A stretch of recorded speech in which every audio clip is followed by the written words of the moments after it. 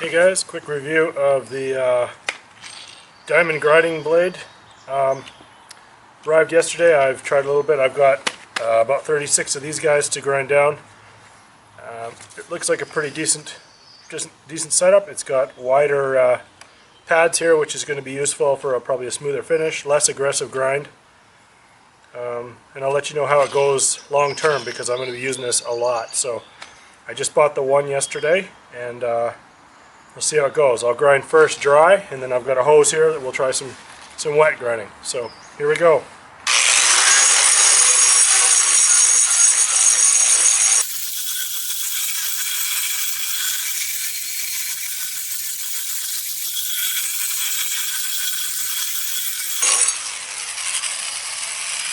So pretty dusty. I prefer wet grinding by far. I just wanted to show you guys that for the video. I should probably have a mask and glasses on for this, but give you a close-up of what that just did.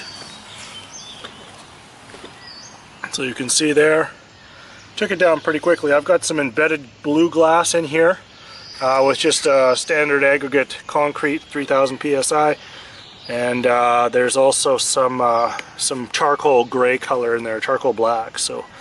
So there it is, dry. Let me hit that with some water and it'll bring it out. I'm sure you'll be able to see it a lot better here.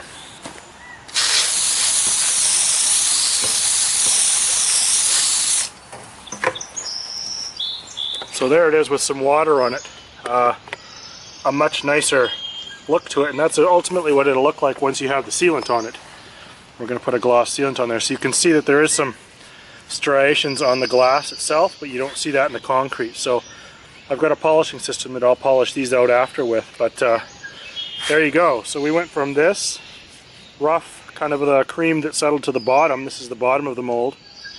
That ground that off in about 30 seconds and exposed the beautiful surface underneath, and that's what I'm going for here. So I'll show you a quick grind with some water running gently on it, and we'll take a closer look at the blades itself.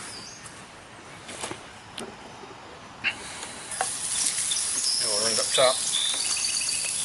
So here we go with a wet grind. You'll see there's absolutely no dust to this. This is how I prefer.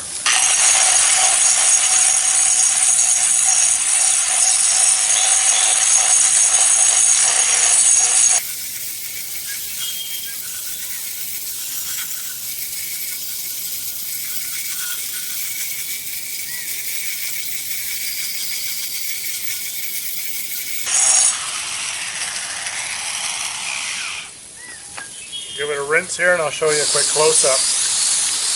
That's really taking this top layer off nicely.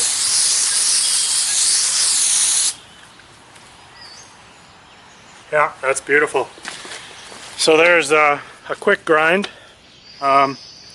This first section here, of course, was done dry, and then the last section I did was just this here, which was sanded or ground down wet. There's going to be a divot there because the glass obviously has a divot in it, but that's some nice texturing and it'll give grip. These are paving stones for a local client. So, at any rate, there you go. You can see it takes this cream off quickly, and you're left with your exposed aggregate, and in this case, the blue glass.